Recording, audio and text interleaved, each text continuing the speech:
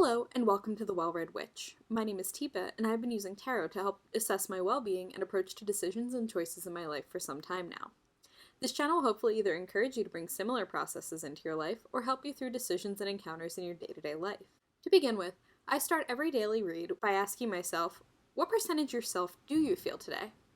It doesn't matter if the answer is 0. Sometimes it is. Sometimes we are so without hope and without a sense of self that it turns out we feel nothing like ourselves. Sometimes it's only 15 to 20%, which is okay too, because at least you retain some sense of self. Also, feeling 100% like yourself doesn't mean you won't benefit from the guidance of a pull. So once I figure out what percentage myself I'm feeling that day, I'll handle my chosen deck, which it depends on what I'm doing. Personally, my journaling deck is the Stardust Tarot deck, which was a minimalist tarot that I got off of Kickstarter, and I spent a lot of time bonding with this deck, and it's a really great deck for journaling. This is my journal, where I laid out the rules of percentage journaling for myself, and I typically try to do this at least once a day. Sometimes it's only once a week. It really depends on how I'm feeling.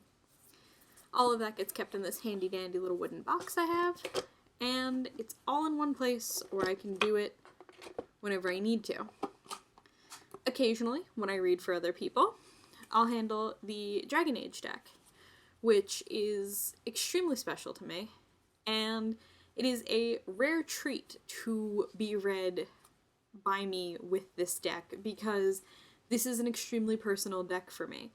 I carried it around with me for an entire year, bonding with it and carrying various stones with it. I've slept with it under my pillow for the last 3 years. It is a very bonded to me deck.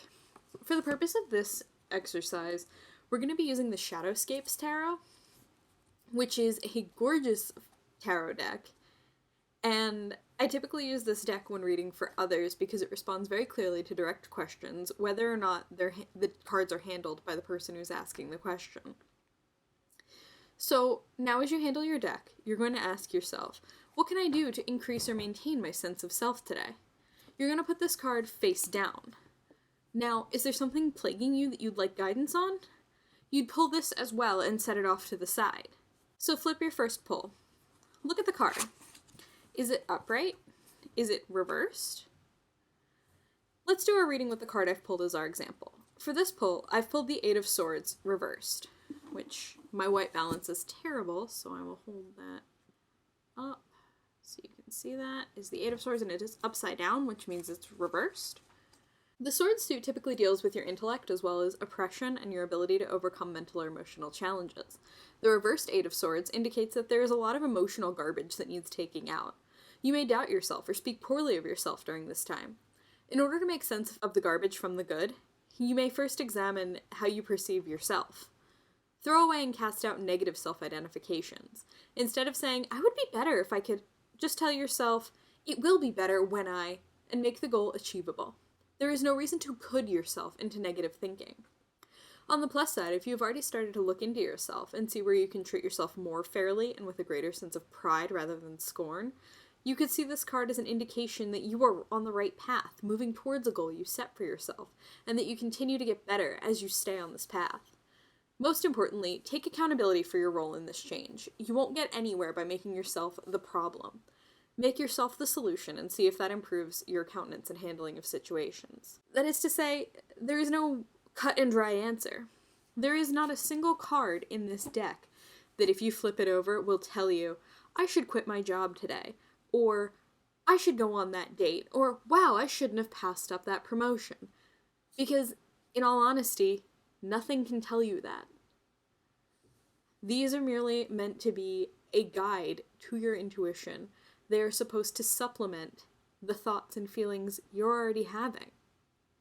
In all of this, I hope that your main take from it will be learning to think a little better about yourself every day. Instead of sitting down and wondering, oh, what is my fortune today? Think about, how am I going to improve my life today?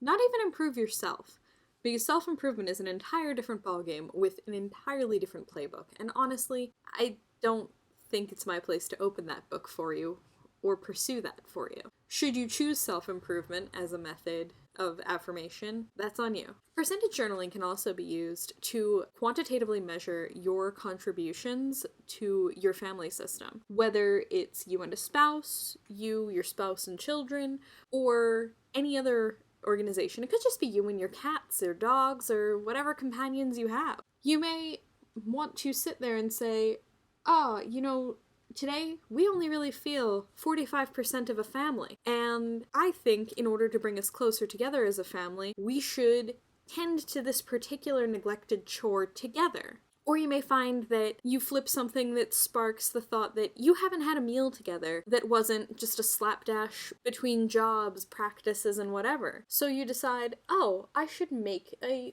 proper meal this evening. And honestly, those simple actions can do so much for improving your overall well-being. And they don't actually take that much effort.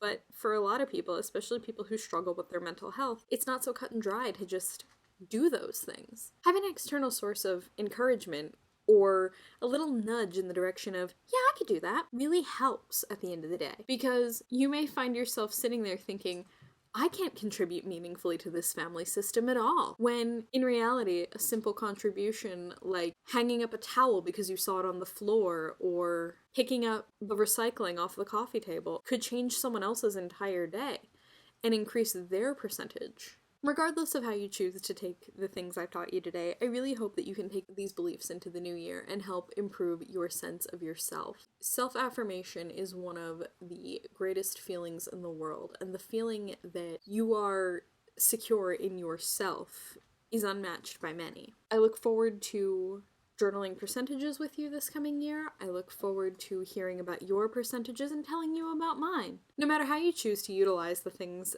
that we've talked about here today, I hope to hear from you about your percentage journaling or hear what type of journaling works for you.